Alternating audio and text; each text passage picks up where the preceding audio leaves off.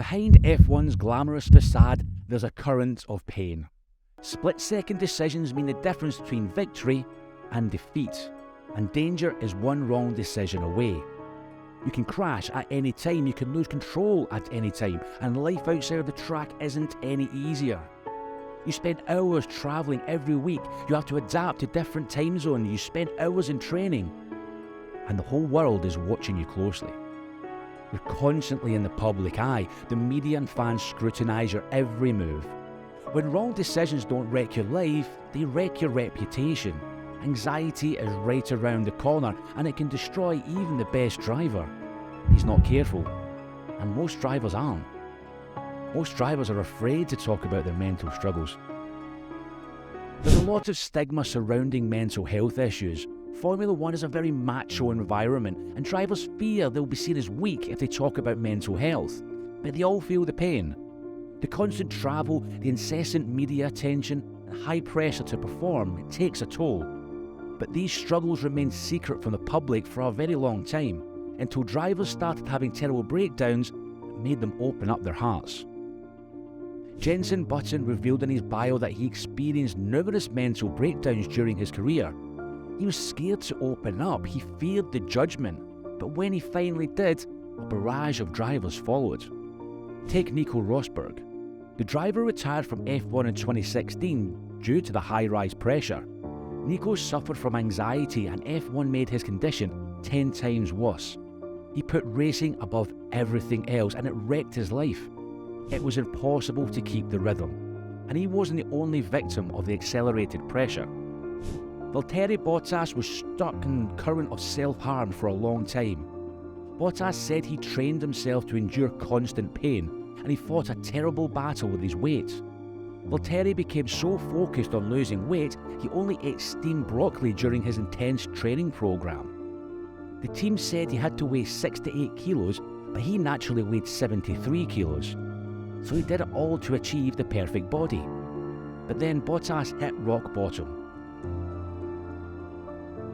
When Jules Bianchi crashed in the 2014 Japan Grand Prix and died a while later, it hit Valtteri hard.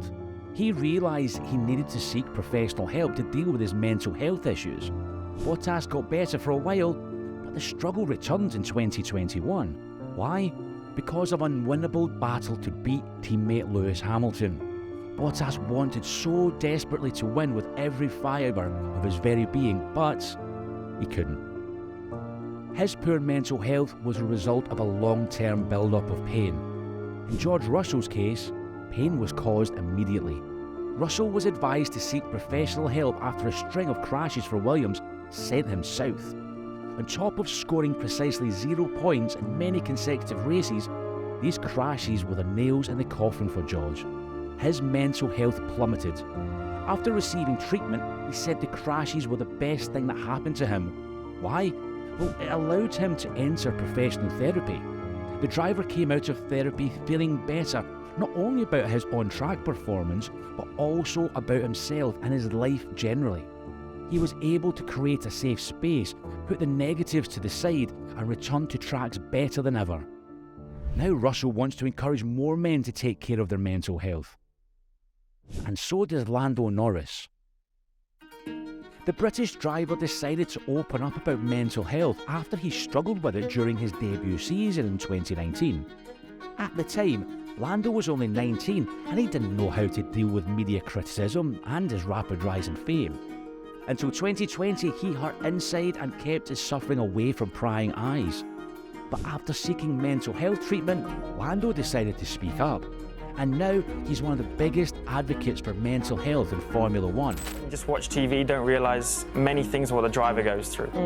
And it's a bit of a shame, but there's more programs now where you get to see what the driver is like behind the scenes and the amount of pressure and stress that they have to cope with.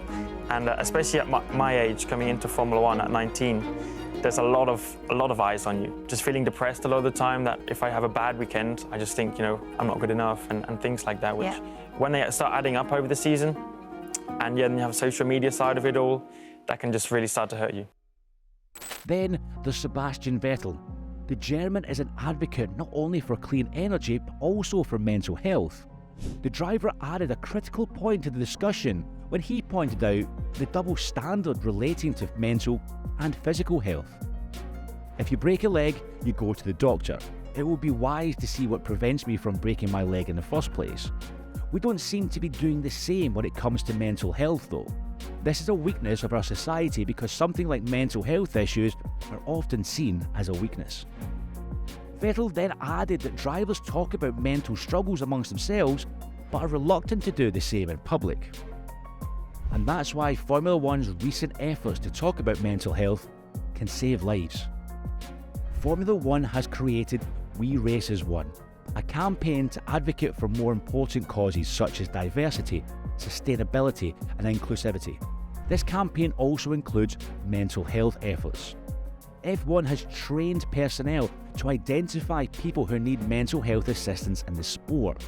F1 also supports organisations in the sport that provide a space for those struggling with mental health issues to seek help. For example, the Grand Prix BPT, this organisation was created in 2020 to provide a mental health safety net for those who need it. But there's still a problem. When we talk about mental health in F1, we focus on the drivers. But what about the staff? It's true the drivers are in the spotlight, but the staff get the short stick on the deal. While drivers and top management enjoy luxurious hotels and planes, the staff conforms to the average treatment while still being away from the loved ones, and for far less financial compensation. The challenges for those travelling all 23 races are massive. There are suggestions to diminish the workload, but not all companies are open to it. Only a few teams implement staff rotation, and it doesn't work out for everyone anyway. Some personnel are essential and need to go to every single race. But those few teams compromise to ease things for the staff, are trying their best, like booking more comfortable hotels at the end of the triple header, adjusting schedules to reduce time away, and ensuring employees have individual rooms to speak freely with their families. McLaren is one of the most vocal teams about mental health. They have a partnership with the charity Mind. In 2021, close to World Mental Health Day, team members wore Mind badges to show support for the cause. Drivers Lando, Norris and Ricciardo even designed special t-shirts to raise money for the charity. Ricciardo used the moment to talk about the importance of building close relationships on the team so people can rely on what each other is saying. You can rely on your teammates to help you out if you're a little down or missing home. McLaren has 8 trained mental health aiders to help whoever needs assistance on the staff. The team trainer also checks in on everyone on race weekends, and a sports psychologist assists during the Grand Prix. But McLaren is not alone in this endeavour. Mercedes also takes mental health very seriously, thanks to the team principal Toto Wolff. Wolff has a management style based on people and their well-being. The company has a confidential, anonymous support system for those who want to talk about their struggles. It consists of more than 40 trained mental health professionals. A well-being manager, Chris Armstrong, oversees the initiative. He holds weekly meetings with race engineers, senior leaders, travel staff, and the well-being working group made of people across the team. This helps measure the team's mood. Chris also gets feedback about workload, travel, and small elements like gym and lunch. Another differentiator is that Mercedes ensures staff can pursue passions outside of F1, and this has allowed Lewis Hamilton to venture into fashion and music with great success. We're still a long way from destroying all mental health stigmas, but initiatives from F1 drivers are vital for people inside and outside the sports. Having successful men show their vulnerability to the world is an important step to ensure people start seeking professional help. If mental health measures have been taken sooner, drivers could have been prevented a lot of suffering, especially Valtteri Bottas. To see how the high-rise pressure of F1 almost destroyed the driver's life, click here. You're going to want to watch this one.